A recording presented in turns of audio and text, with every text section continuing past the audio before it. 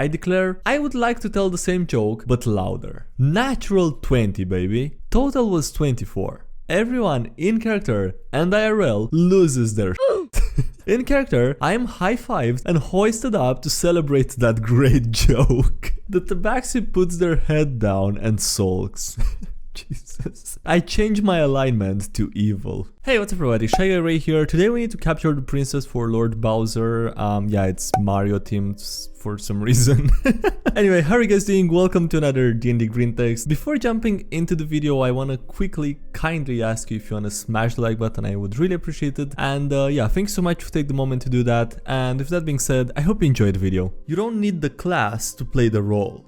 Also, I once tried to play a paladin in Shadowrun. How would you even play a paladin in Shadowrun? Judge Dredd? Judge Dredd. Stupider. I played an adept who viewed his powers as gifts from God, so I can protect the weak. He followed the codex of chivalry of sorts. That included not using ranged weapons in most cases, because he viewed it as cowardly. Instead, he used a two-handed sword or a lance. His noble steed, quote-unquote, was a BMW Trollhammer motorcycle, and he once jousted a cop car to free our less competent teammates. SL refused to let him die, no matter how much I wanted him to.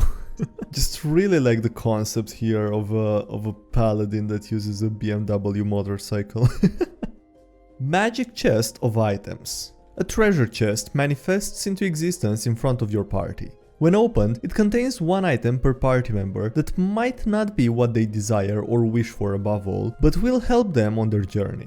There are no strings attached, there are no curses involved, and the items are exactly what they appear to be.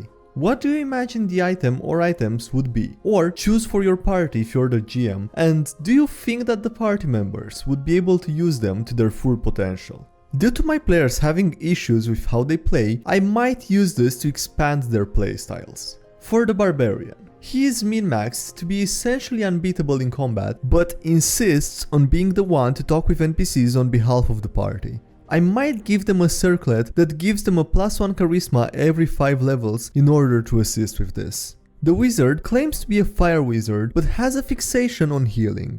I might give him a Staff of Caduceus that will allow him to cast a Healing Blast as a first level spell. The Rogue is an angry little murder hobo who thinks everyone just gets in their way. Standard rogue, you know. I'll probably give him a dagger that deals more damage if he's within a certain range of his allies. For the Paladin, who's a riotous zealot with a hate for devils and demons, he could get a flask of holding filled with holy water. I think that the average stories here just broke me or something, because I really wasn't expecting something to actually follow the rules. I was expecting the DM to like try to troll the players or something, but this was pretty wholesome compared to what I had in mind. Like, these were useful, you know, useful things for literally everyone. When the bard is so that it shatters illusions.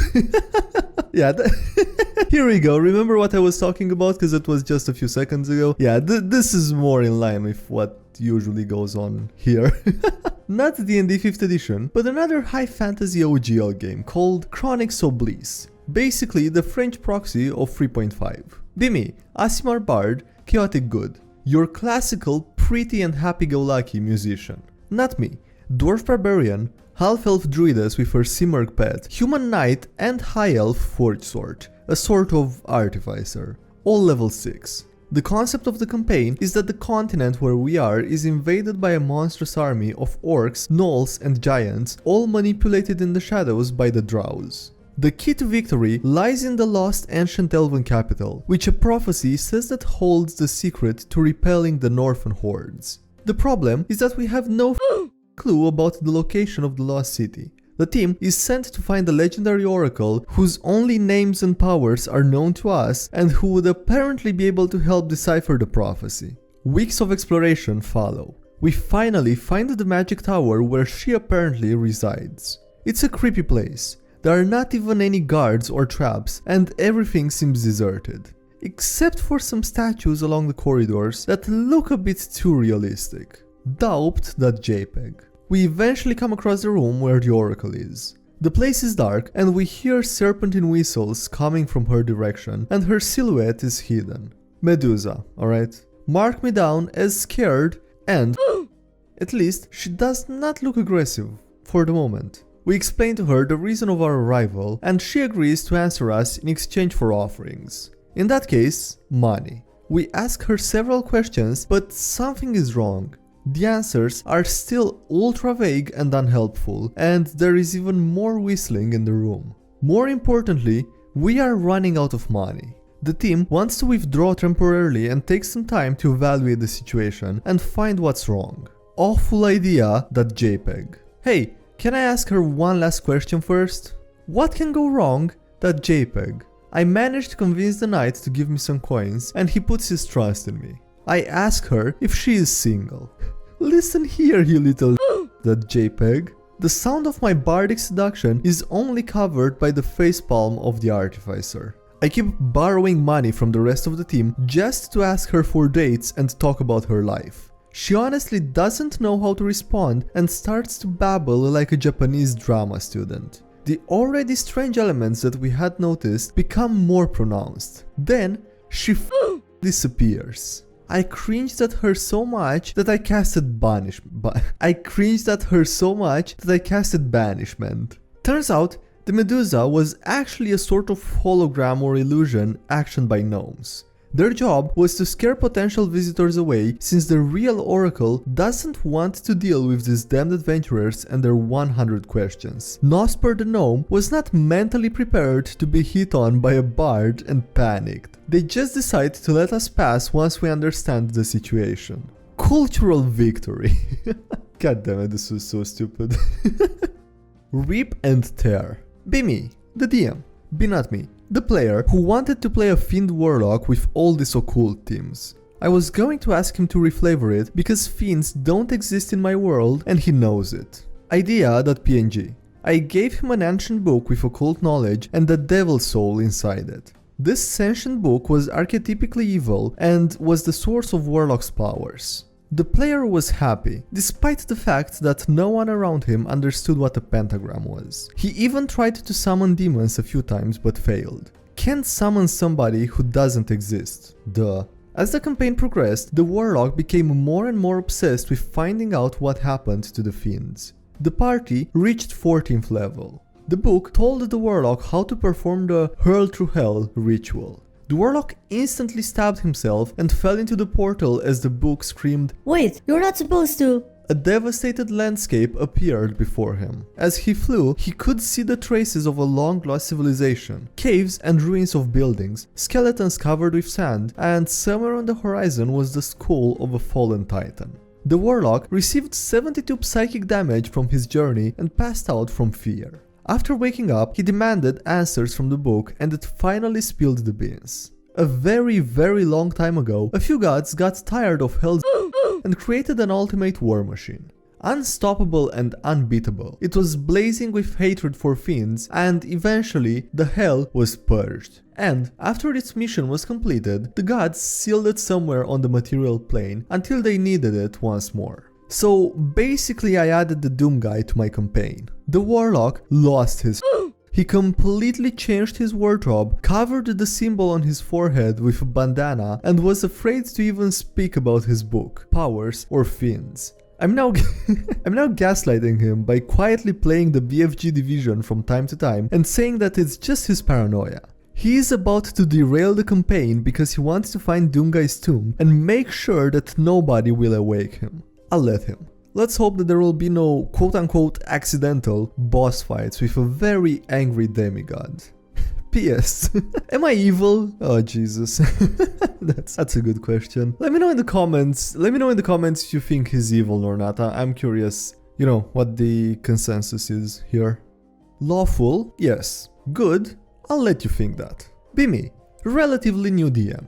Be not me. Chaotic evil half warlock, chaotic neutral half-elf sorcerer, and the neutral good human fighter. All new players. The human fighter quits after a couple of sessions because he's busy with school. Without any single good aligned character, the party becomes a bit evil. Not murder hobo level, but they like to steal. A few sessions later, the remaining party decides that they need a tank. Happen to have a paladin that I play in another campaign that's also nearly the right level. Introduce them as a DMPC. The warlock asks me out of character.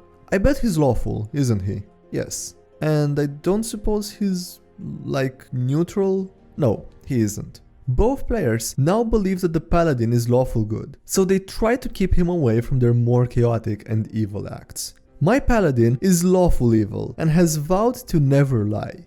Basically has the personality of a fae. My face when I successfully convinced both of my players and their characters that my lawful evil paladin is lawful good. Without breaking his vow against lying. My face when the paladin would probably help them with their evil stuff if he ever caught on. Now, have a full evil party, with the chaotic neutral sorcerer leaning more towards evil anyway, but they don't know that each other is evil and have to hide evil actions from one another. I'm going to keep this up as long as possible. My DM hates me in the best way. Be me, 2 paladin, 1 hexblade, 1 shadow sorcerer. Be not me. The DM and the party whose roles are not important here. The party gets jumped by 3 werewolves. Oh no, that JPEG. Getting our kicked in, but beat 2 of them. 1 health left. The party members are either down or dying, staring down the last werewolf who's untouched. That gif. DM, what are you doing? Eating green. Me. Command.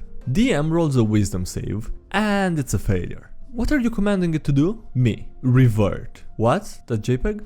It doesn't cause any harm, and the DM rule of cools it, so it's allowed. The werewolf becomes a commoner and falls into the snow. Stab into commoner's spine. 1 hit knockout. Kill the full health werewolf on 1 health point. Yeah, that mauve. The DM is both mad and impressed that I pulled this but hot damn do I love that the DM let me do that. Dude's a hell of a fun guy. Oh nice, it is nice that he allowed it, but also I would not expect, you know, similar encounters to go the same way in the future. What's brown and sticky? A stick. Be me, Yuan-Tai Paladin. Be not me, Tabaxi Rogue, DM, and the rest of the party. The party goes to talk to the NPC Tabaxi who can smuggle us to the next destination. The Tabaxi player wants to flirt with a Tabaxi NPC. Not my cup of tea, but the DM and the party are okay with it. DM. Okay, what exactly do you say to her? The Tabaxi player freezes like a deer in the headlights. She decides to read a joke from the Laffy Taffy that she is eating. DM calls for a performance roll, and the roll was under 10. DM narrates the failure as, you tell the joke but no one reacts since you talked too quietly. I declare, I would like to tell the same joke but louder. Natural 20 baby. Total was 24. Everyone in character and IRL loses their In character, I am high-fived and hoisted up to celebrate that great joke. The Tabaxi puts their head down and sulks. Jesus. I change my alignment to evil. Yeah, that's totally deserved. Oh man, that was good. Alright, on that note, we're gonna end the video here. So thank you so much for watching, I hope you enjoyed it. Please like if you did and subscribe for more if you haven't already. Also, thank you to our supporting channel on Patreon, I really appreciate it. So thank you so much for the support given there. Links below if you wanna check it out, as well as links to the social media, Discord, subreddit, anything else. And yeah, that's it. Thanks again for watching, and I'll see you next time. Have a great day, bye!